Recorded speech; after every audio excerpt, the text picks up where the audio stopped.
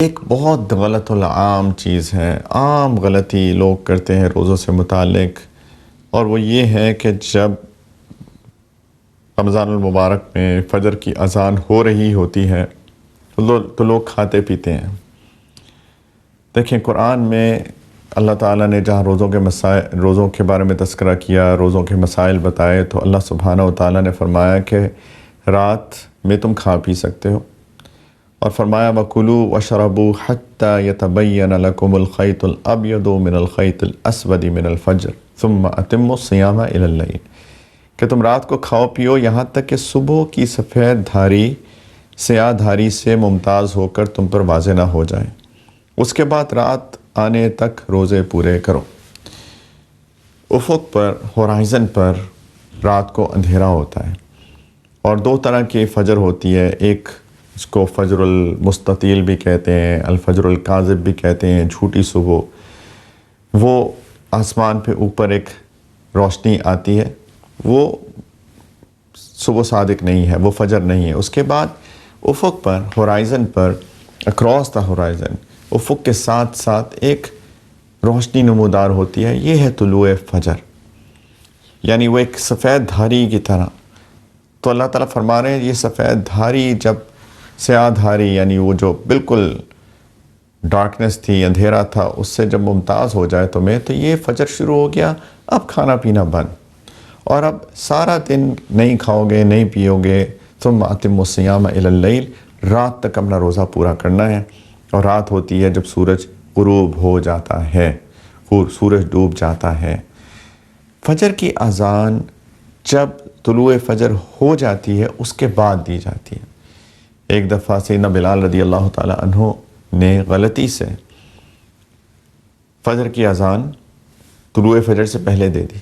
نبی کریم علیہ السلام نے ان کو فرمایا کہ سب لوگوں کو جا کے بتاؤ کہ میرے سے غلطی ہو گئی، میں نے پہلے اذان دے دی، اس لیے کیونکہ غلطی سے اگر کسی نے نماز پڑھ لی سیدنا بلال رضی اللہ تعالیٰ عنہ کی اذان سن کے، تو ظاہری بات ہے کہ وقت شروع ہونے سے پہلے نماز نہیں ہوتی۔ تو نبی کریم علیہ السلام نے فرمایا تو لوگوں کو بتاؤ کہ میرے سے غلطی ہو گئی ہے۔ فجر کی اذان دی جاتی ہے طلوع فجر کے بعد، اور مؤذن جو ہے وہ ہو سکتا ہے کوئی 1 منٹ بعد دے، کوئی فوراً دے دے، کوئی 5 منٹ بعد دے، کوئی 3 منٹ بعد دے۔ اذان کا مقصد لوگوں کو نماز کے لیے بلانا ہوتا ہے کہ نماز مسجد میں اتنے منٹ کے بعد ہو جائے گی۔ عموماً اذان کے 15 منٹ بعد ہوتی ہے، کبھی 20 منٹ بعد ہوتی ہے، کچھ جگہوں پہ، کئی جگہوں پہ 25 منٹ کے بعد ہوتی ہے، لیکن مقصد اذان کا یہ ہوتا ہے کہ لوگوں کو نماز کے لیے بلایا جائے۔ ہاں، رمضان المبارک میں شروع میں ہی دے دی جاتی ہے کیونکہ لوگ سحری کے لیے اٹھے ہوتے ہیں، سحری کھانے کے لیے اٹھے ہوتے ہیں، تو لوگ جاگ رہے ہوتے ہیں، تو جیسی نماز کا وقت شروع ہوتا ہے، طلوع فجر ہوتی ہے، تو اذان دے دی جاتی ہے کہ فوراً آ کے ابھی نماز پڑھ لیں۔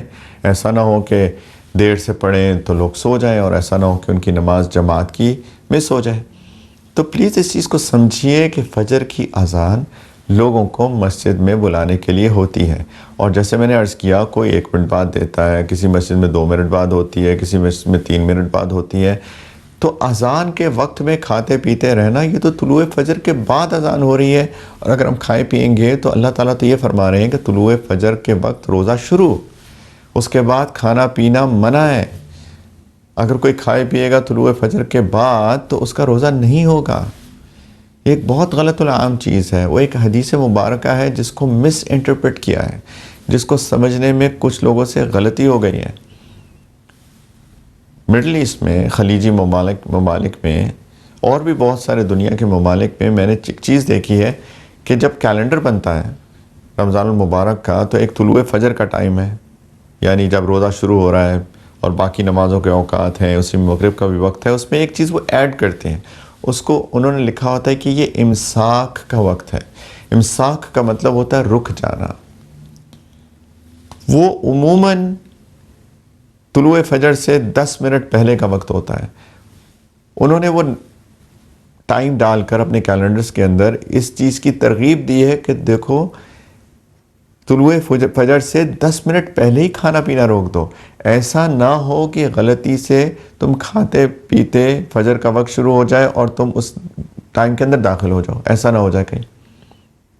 تو اتنی احتیاط کی جاتی ہے کئی ممالک کے اندر، خلیجی ممالک کے اندر خاص طور پہ، جیسے میں نے عرض کیا کہ میں نے نوٹ کیا، اور باقی ممالک میں بھی میں نے دیکھا ہے. ساؤتھ افریقہ میں میں نے دیکھا ہے، انگلینڈ میں بھی میں نے دیکھا ہے کہ وہاں پہ وہ ایک امساک کا وقت دیتے ہیں جو کہ طلوع فجر سے تقریباً 10 منٹ پہلے کا وقت ہوتا ہے. تو پلیز یہ غلطی مت کیجیے کہ فجر کی اذان کے وقت کھا پی رہے ہوں. میں دوبارہ ریپیٹ کرتا ہوں تاکہ بات پکی ہو جائے، ذہن نشین ہو جائے کہ فجر کی اذان طلوع فجر کے بعد ہوتی ہے، اور اللہ تعالیٰ یہ فرما رہے ہیں کہ روزہ شروع ہو جاتا ہے طلوع فجر کے ساتھ ہی اور مغرب تک جاری رہتا ہے. اسی طریقے سے اگر اس کو اپوزٹ دیکھیں کہ اگر کوئی مغرب کے وقت سے 5 منٹ پہلے کھا لے تو اس کا روزہ نہیں ہوگا، کیونکہ روزے کا وقت ابھی جاری ہے. تو طلوع فجر سے شروع ہوگا، مغرب تک جاری رہے گا. پلیز اس غلطی کو مت کیجیے. انسان کا روزہ نہیں ہوتا. کچھ لوگ کہتے ہیں کہ جی آپ نے مجھے بتایا لیکن میں تو پچھلے 50 سال سے ایسے روزے رکھ رہا ہوں. پہلی بات تو مجھے اس چیز کی بھی سمجھ نہیں آتی کہ انسان کو کیا نفسیاتی بوسٹ ملتا ہے کہ انسان نے آخری سیکنڈ تک کھانا ہے، بلکہ جب فجر کی اذان ہو رہی ہے تب بھی کھانا ہے. اگر ہم 5 منٹ 10 منٹ پہلے روک دیں گے تو تب بھی انشاءاللہ نہ پیاس لگے گی نہ بھوک لگے گی، روزہ آرام سے ہو جائے گا انشاءاللہ. تو یہ کیا نفسیاتی سائیکولوجیکل انسان کو بوسٹ ملتا ہے کہ انسان کو آخری سیکنڈ تک ہی کھانا ہے. بلکہ میں تو آپ کو ترغیب دیتا ہوں کہ طلوع فجر سے 10 ہی نہیں 15 منٹ پہلے روک دیجئے اور اس کے بعد برش کیجئے. ایک اور مسئلہ ہے کہ دیکھیں برش میں جنرلی لوگ ٹوتھ پیسٹ استعمال کرتے ہیں. ٹوتھ پیسٹ کے اندر ذائقہ ہوتا ہے. روزے کے اندر کسی چیز کا ذائقہ چکھنا بھی ڈسلائکڈ ہے، مکروہ ہے. تو اس لیے ٹوتھ پیسٹ مت کیجئے روزے کے دوران. طلوع فجر کے بعد ٹوتھ پیسٹ مت کیجئے. ٹوتھ پیسٹ کیجئے لیکن طلوع فجر سے پہلے، فجر کا وقت داخل ہونے سے پہلے کیجئے. تو 15 منٹ پہلے روک دیجئے، ٹوتھ پیسٹ کیجئے. بائی دا وے اگر ٹوتھ پیسٹ انسان کے حلق میں داخل ہو گئی طلوع فجر کے بعد، اگر ٹیسٹ کرنا مکروہ ہے، اگر اندر داخل ہو گئی تو روزہ ٹوٹ جائے گا. روزہ کسی بھی چیز کے کھانے پینے سے ٹوٹ جاتا ہے، کچھ بھی ہو، وہ پیپر کھانا ہو، نیل بائٹنگ ہو، انسان ناخن چباتا ہے، کچھ لوگوں کی عادت ہوتی ہے، وہ غلطی سے چلا گیا نیچے، پیپر کھا لیا، ٹیشو پیپر لوگ چبا لیتے ہیں. کسی بھی چیز کے کھانے پینے سے روزہ ٹوٹ جاتا ہے. اس کے بارے میں انشاءاللہ تفصیل ہم آنے والے دنوں میں کرتے رہیں گے انشاءاللہ العزیز. لیکن اگر ٹوتھ پیسٹ غلطی سے بھی حلق کے نیچے چلی گئی، پانی چلا گیا تو روزہ ٹوٹ جاتا ہے، لیکن ٹیسٹ کرنا بھی مکروہ ہے. تو پلیز ٹوتھ پیسٹ 15 منٹ پہلے کر لیجئے. اس کے بعد تہجد کی 2-4 رکعت پڑھ لیجئے، دعا مانگیے.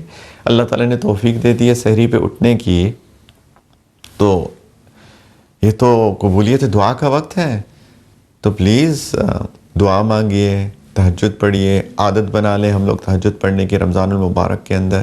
30 دن ہے ہمارے پاس، انشاءاللہ عادت پکی ہو سکتی ہے. تو پلیز اپنے روزوں کو خراب نہ کریں. اور last but not the least, جیسے تہجد میں دعا مانگنی چاہیے، اسی طریقے سے افطار کے وقت، روزہ کھولنے سے بالکل پہلے، یہ بھی قبولیت دعا کا وقت ہے. اس وقت بھی پلیز ضائع مت کیجیے.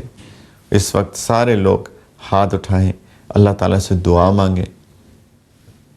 ہم نے سارا دن ایک طرح سے اللہ تعالیٰ کے لیے مزدوری کی ہے، اور نبی کریم علیہ السلام نے فرمایا کہ مزدور کا پسینہ خشک ہونے سے پہلے اس کی مزدوری عطا کرو. تو ہم نے بھی تو مزدوری کی ہے ایک طرح کی. تو اللہ تعالیٰ سے ہاتھ اٹھائیں، اللہ تعالیٰ سے مانگے، جو مانگنا ہے مانگے. دنیا بھی مانگے، آخرت بھی مانگے، اللہ کا قرب اور اللہ کی محبت بھی مانگے، نبی کریم علیہ السلام کی محبت بھی مانگے، گناہوں سے بچنے کی توفیق بھی مانگے، نیکیوں کی توفیق بھی مانگے، خاتمہ بالخیر کی دعا بھی مانگے، اپنے لیے بھی مانگے، اپنے عزیز اقارب، اپنے ملک امت کے لیے بھی مانگے. یہ وقت قبولیت دعا کا ہے. سارے گھر والے ٹیبل پہ بیٹھیں افطار کے لیے یا دسترخوان پہ بیٹھیں افطار کے لیے، تو سب کو ترغیب دیجیے. شوہر بھی مانگے، بیوی بھی مانگے، بچے بھی مانگے، والدین بھی مانگے، اولاد بھی مانگے. سب لوگ ہاتھ اٹھائیں، اللہ کو کتنا پیار آئے گا اس پورے خاندان پہ کہ سارے خاندان والے اس وقت اپنے ہاتھ اٹھا کے اللہ سے اللہ کے قرب کی بھیک مانگے. تو یہ وقت بھی ضائع مت کیجیے. جو بھی افطار کے لیے سامان ہے اس کو تھوڑی دیر پہلے روک دیں, 10 منٹ پہلے روک دیں, ٹیبل پہ سارے لوگ مل کر رکھیں اور ہاتھ اٹھا کے اللہ تعالیٰ سے دعا مانگیں, پھر روزہ افطار کریں اور مغرب کی نماز مرد جماعت میں جا کے پڑھیں. اللہ تعالیٰ ہم سب کو اس رمضان المبارک میں خوب اپنا قرب عطا کریں اور ایسا رمضان المبارک گزارنے کی توفیق عطا فرمائیں جس سے اللہ راضی ہو جائے. میرے لیے بھی دعا کیجیے گا اس رمضان المبارک میں بھی اور ہمیشہ. انشاءاللہ تعالیٰ ہم اس سلسلے کو جاری رکھیں گے. آپ سے دعاؤں کی درخواست ہے. وآخر دعوانا ان الحمدللہ رب العالمین. السلام علیکم ورحمۃ اللہ وبرکاتہ.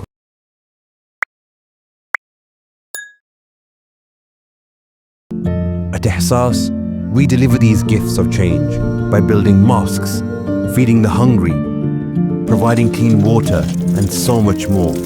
Together, we can light up homes, spread smiles, and restore dignity.